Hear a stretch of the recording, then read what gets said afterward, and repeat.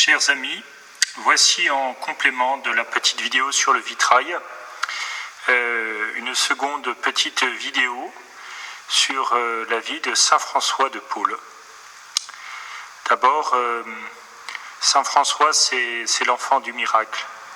Ses parents, Jacques et Vienne, sont des paysans italiens pauvres qui habitent le sud de l'Italie, en Calabre, à Paola.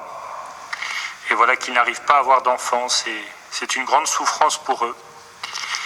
Et ils se décident de demander l'intercession de Saint François d'Assise, voilà ce saint mort 2 siècles auparavant, et en promettant que si c'est un garçon, eh bien il s'appellera François.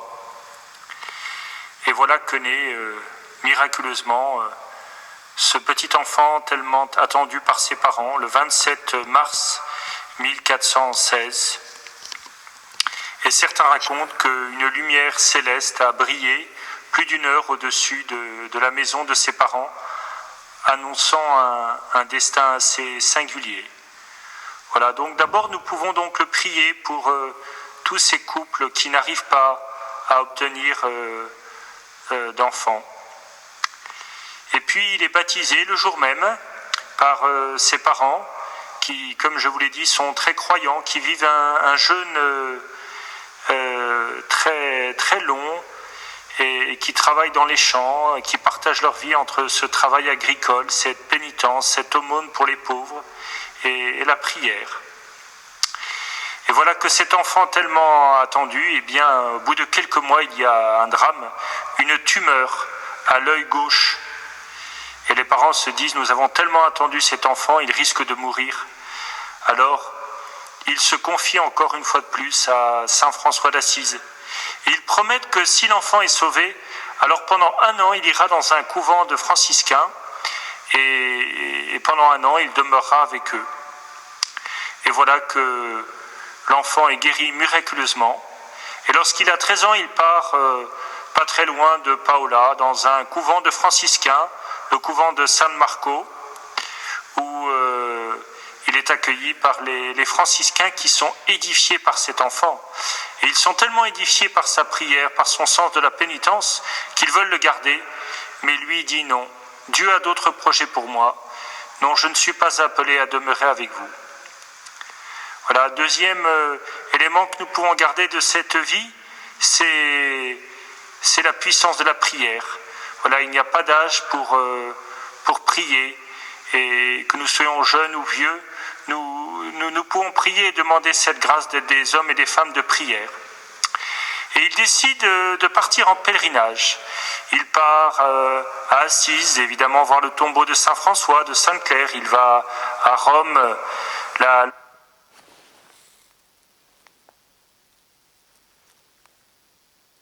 ville des saints. Et puis il va à Monte Cassino, où là, il voit évidemment la figure de Saint Benoît. Et il est surtout blessé de voir le manque de pauvreté évangélique. Il se dit, moi je veux vivre la pauvreté évangélique.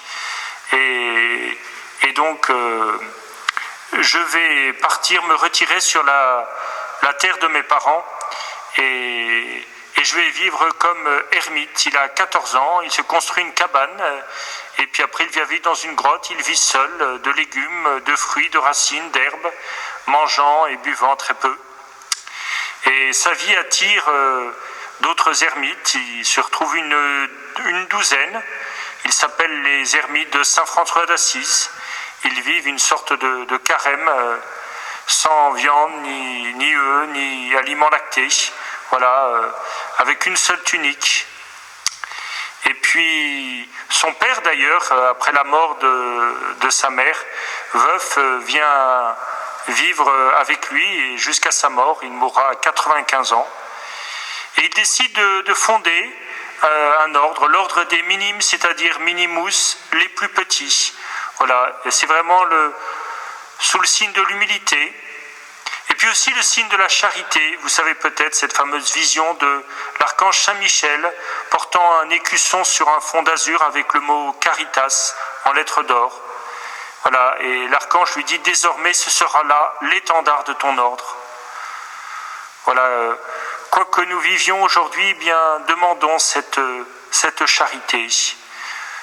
Vivons la charité là où nous sommes, dans la solitude ou dans nos familles, avec nos enfants ou dans notre travail. Et puis il va fonder un monastère plus grand, à Paola, puis à Paterne, à Spezzane, à Corigliano, en Sicile, à Milazzo. C'est là d'ailleurs où il y a ce fameux épisode que vous voyez sur cette image, où il prend son manteau et avec 2 compagnons, eh bien il traverse le détroit de Messine pour aller jusqu'en Sicile. Et il va être appelé, alors qu'il est âgé à 67 ans, en 1483, à partir à Tours, à la demande du roi Louis XI, qui désire avoir un homme spirituel pour le guider, et puis surtout quelqu'un qui pourrait le guérir, car on sait qu'il a des pouvoirs thaumaturges très importants. Et comme c'est le pape qui commande, eh bien, l'ermite accepte de partir et d'aller voir le roi. Il arrive avec 2 frères, il prend le bateau à Naples, et à Naples, à pied, il va à Rome après encore en bateau. Le pape veut le décider à devenir prêtre, et non, il veut rester humble et petit, à l'image de saint François d'Assise qui n'était que diacre, et donc il refuse de devenir prêtre ou même de recevoir les ordres mineurs. Et puis à Ostie, il prend le bateau, il part en Provence, et là il arrive vers les îles d'Hyères, près du village de Bormes-les-Mimosas, non loin de Fréjus. Et là, le 24 avril 1483, eh bien, il est accueilli. Il va sillonner la France, Lyon, Nevers, Auxerre, Orléans, Amboise, voilà, où il est accueilli par le dauphin Charles. Et puis au mois de mai, il arrive à Tours, et enfin au château de Louis XI à Plessis-les-Tours. Et là, il s'installe dans une chapelle, la chapelle Saint-Mathias, qui est en fait une grange qui est au nord du château.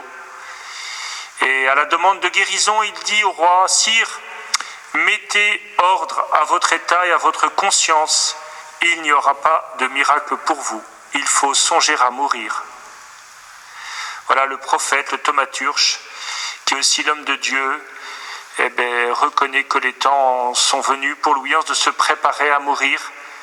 Voilà, lui qui a fait l'unité de la France, lui qu'on a appelé l'araignée universelle, eh bien, va mourir quelques mois après, le 30 août 1483, à 8 heures. Il avait demandé aux saints de mourir un samedi, jour de la Vierge Marie. Voilà, il meurt effectivement le samedi, et accompagné par le saint. Et les dernières paroles du roi Louis XI, eh bien, sont Misericordias Domini in aeternum cantabo. Je chanterai les miséricordes de Dieu pour l'éternité. Voilà, il est enterré à Notre-Dame de Cléry.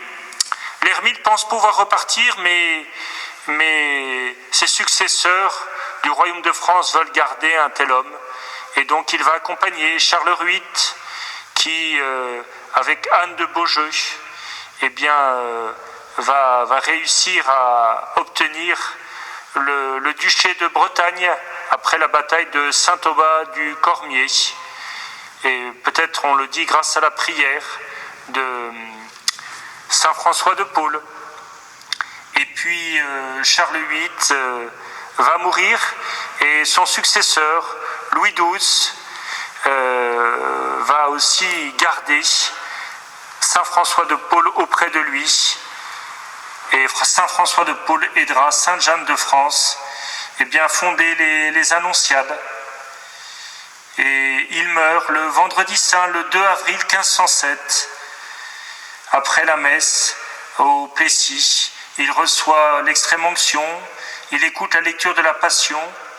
Voilà, ses derniers mots sont Jésus, Maria, et il meurt, et on raconte qu'un suave parfum envahit la pièce, et on entend un concert de voix angélique. Voilà, il avait passé 24 ans en France, et il est enterré le lundi de Pâques. Il y a plus de 600 personnes qui sont là. Voilà, prions Saint François de Paule, pour lui demander nous aussi que nos vies servent à nos frères, que nous acceptions de ne pas choisir tous les éléments de nos vies. Bonne journée à chacun et bon courage. Au revoir.